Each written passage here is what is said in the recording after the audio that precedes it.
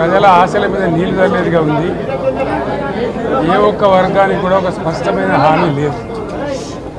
రాష్ట్ర రైతులను పొగుడుతున్నట్టుగానే పొగుడుతూ వెన్నుపోటు పొడిచింది ప్రభుత్వం. ఖచ్చితంగా స్పష్టంగా వాళ్ళ వైఖరి చెప్పినారు. గతంలో ఇచ్చిన మాదిరిగా కాకుండా రైతు బంధులో రైతు భరోసా పేట పథకంలో అనేక ఆంక్షలు పెట్టబోతున్నట్టుగా ప్రత్యక్షంగా చెప్పి రైతులకు ఆల్రెడీ మోసం చేశారు.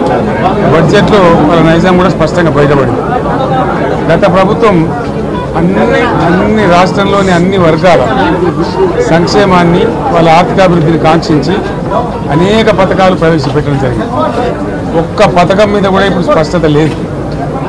ఫర్ ఎగ్జాంపుల్ యాదవుల కోసం ఉన్నటువంటి వాళ్ళ అభివృద్ధి కోసం పెట్టేటువంటి గొర్రెల పెంపకం పథకాన్ని టోటల్గా మూసివేసినట్టుగా మనకు అర్థమవుతా ఉంది. ఇప్పటికే యాదవ సోదరులు చెల్లించిన డిపాజిట్ కూడా తిరిగి వాపసు తీసుకుని ప్రభుత్వం ఎక్కడ కూడా లేదు. అత్యంత అడుగు వర్గాలు అని డబ్బా కొట్టినట్టు కొడుతూనే వాళ్ళు గొంతు కోసింది ప్రభుత్వం. దళిత వర్గాల కోసం గణితంలో ప్రవేశపెట్టిన విప్లవాత్మకమైనటువంటి దళిత బంధు పథకాన్ని ప్రస్తావన కూడా లేదు. ఇది చాలా దురదృష్టకరం. దళిత సమాజం పట్ల వీళ్ళకు ఉన్నటువంటి నిర్లక్ష్యానికి వాళ్ళ ఫ్యూడల్ విధానానికి ఇంతకన్నా గొప్ప నిదర్శనం కూడా అవసరం లేదు. అదేవిధంగా మత్స్యకారులకు ఆ భరోసా లేదు. ఎవరికి కూడా చెప్పుకోదగ్గ భరోసా లేదు.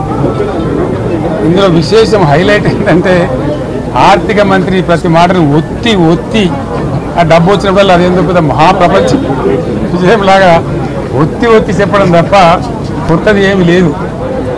ఒత్తి పలుకులు పలకడం తప్ప కొత్తగా చెప్పింది ఏమి లేదు. ఒక కొత్త సంక్షేమ పథకం కానీ ఏది కూడా లేదు. మహిళల పట్ల కూడా చాలా స్పష్టంగా చెప్పాల్సిన అవసరం ఉండేది.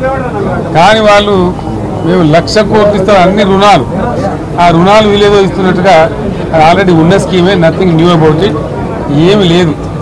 వెరసి ఇష్యూ యాజ్ ఏ హోల్.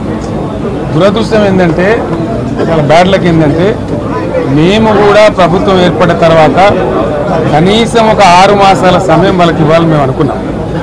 నేను కూడా శాసనసభకు దగ్గర రాలేదు.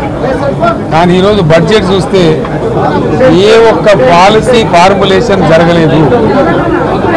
రాష్ట్రానికి సంబంధించినటువంటి ఏ ఒక్క విషయంలో కూడా ఈ అర్బక ప్రభుత్వం ఇప్పటి వరకు పాలసీ ఫార్ములేషనే చేసినట్టుగా కనపడతలేదు.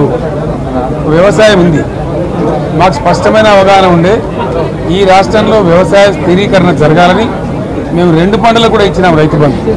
వీళ్ళు ఎగ్గొడతామని చెప్తా ఉన్నారు.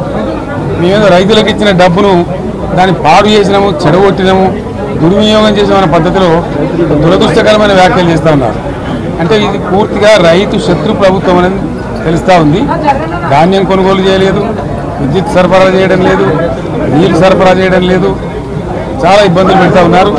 ఇంకా రైతు భరోసా, రైతు బంధు గురించి ప్రస్తావనే లేదు. ఎప్పుడేస్తారని మా ఎమ్మెల్యే అరిస్తే కూడా కనీసం సమాధానం చెప్తలేరు. కాబట్టి రైతులను వంచింది ప్రభుత్వం, వృత్తి కార్మికులను వంచింది. ఒక్క పాలసీ, ఇండస్ట్రియల్ పాలసీ ఏమిటి? ఏమి లేదు. బట్టి గ్యాస్ ట్రాష్ పంచరంగా ఈస్మాన్ కలర్ లాగా చెప్పడం తప్ప స్టోరీ టెల్లింగ్ లాగా ఉన్నది తప్ప బడ్జెట్ చెప్పినట్టు లేదు.